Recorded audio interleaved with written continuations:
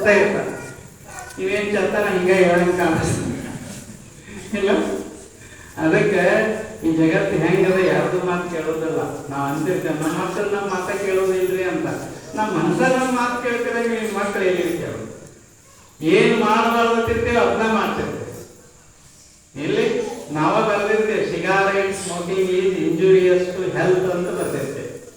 ಬರ್ದಿರಂಗಿಲ್ಲ ಅಂದ್ರೆ ಸಿಗರೇಟ್ ಸೇದುವುದು ಆರೋಗ್ಯಕ್ಕೆ ಹಾನಿಕರ ಅಂತ ಬರೀತೀವಿ. ನಾವು ಸೇರ್ತೇವೆ. ನಾವು ಗೊತ್ತಿಲ್ಲೇನು ಗೊತ್ತಿದ್ದದಕ್ಕೆ ಬರದೇ ಸೇರಬಾರದು ಅಂತೇಳಿ ಮತ್ತೆ ನಮ್ಮ ಕಿಶದಾಗಿಟ್ಟು ನಾವ ಸೇರಿಸಿರ್ತೀವಿ ಅಂದ್ರೆ ನಮ್ಮ ಮಾತು ನಾವ ಕೇಳಂಗಿಲ್ಲ ಅಂತ ಈ ಜಗತ್ತಿನ. ಅದಕ್ಕೆ ಅಂದ್ರೆ ಜ್ಞಾನಿಗಳ ಮಾತುಗಳನ್ನ ಕೇಳೋದ್ರಿಂದ ನಮ್ಮ ಮನಸ್ಸಿಗೆ ಒಂದು ಶಾಂತಿ ಸಿಗ್ತದೆ. ಅವ್ರ ಮಾತಿನಾಗ ಅಷ್ಟಿರು ಹಂಗ ನಾವು ಈ ಜಗತ್ತಿನಾಗ ಒಳ್ಳೊಳ್ಳೆದನ್ನು ಮಾತಾಡ್ಕೊತ ಹೋಗೋದು. ಮಾತಿಗೆ ಅಷ್ಟು ಬೆಲೆ. ಹೆಂಗ್ ಬೇಕಾದಾಗ ಮಾತಾಡಬಾರ್ದು ಈ ಜಗತ್ತಿನಾಗ ಅಂತ ಅವರು. ಮಾತ ಏನ್ ಮಾಡ್ತದ? ನಮ್ಮ ಜೀವನವನ್ನ ಸ್ವರ್ಗ ಮಾಡ್ತದ. ಮಾತ ನಮ್ಮ ಜೀವನವನ್ನ ನರ್ಕ ಮಾಡ್ತದ. ಚಲೋ ಮಾತಾಡಿದವ ಹೇಳಂಗಿಲ್ಲ. ಮಾತು ಬಲ್ಲವ ಮಾಣಿಕ್ಯ ತಂದ, ಮಾತು ಬಲ್ಲವ ಜಗಳ ತಂದ.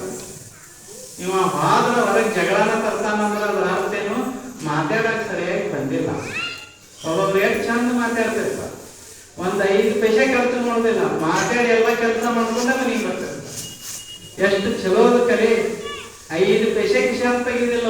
ಎಲ್ಲ ಏನಾಗಿದೆ ಆರಾಮದಿದೆ ಅಂತ ಮಾತಾಡಿ ಅವ್ರ ಕಡೆನ ಚಹಾ ಕೊಡು, ಅವ್ರ ಕಡೆನ ಹೋಟೆಲ್ದಾಗ ಖರ್ಚು ಮಾಡಿ ತಮ್ಮ ಕೆಲಸ ಮಾಡಿ ಮನೆಗೆ ಬರ್ತಿರ್ತಾರ. ಎಷ್ಟು ವಿಶೇಷ ಮಾತು, ಅಷ್ಟು ಮಹತ್ವದ್ದು ಮಾತಿನಿಂದ. ಈಗ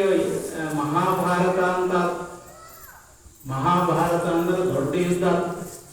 18 ಅಕ್ಷೋಹಿಣಿ ಸೈನ್ಯ ಹೋಗ್ಬಿಡು. ಒಂದು ಅಕ್ಷೋಹಿಣಿ ಸೈನ್ಯ ಅಂದ್ರೆ 2.5 ಲಕ್ಷ ಮಂದಿ. ಸುಮ್ಮನೆ ವಿಚಾರ ಮಾಡಿ. 18 ಅಂದ್ರೆ ಎಷ್ಟು? 45,000 ಮಂದಿ ಯುವಕರು ಯುದ್ಧಕ್ಕೆ ಮುದುಕ್ ಹೋಗ್ತಾರ ನಿಮ್ಮಂತವ್ರು. ಅಲ್ಲೆಲ್ಲ ಇನ್ನ ಏನ್ ಬದುಕು ಕಟ್ಕೊಂಡಿರ್ತಾರ, ಅದ ಲಗ್ನ ಆಗಿರ್ತಾರ, 1-2 ಮಕ್ಕಳಾಗಿರ್ತಾವ. ಅಂತ ಯುವಕರೆಲ್ಲ ಯುದ್ಧಕ್ಕೆ ಹೋಗಿದ್ರು. ಅಲ್ಲಿ ಬರೇ ಎಲ್ಲ ಕಡೆ ರಕ್ತ ಆಗಿತ್ತು. ಇಡೀ ಬರದಾರದ್ರಾಗ ಮಹಾಭಾರತ ಎಲ್ಲಾರು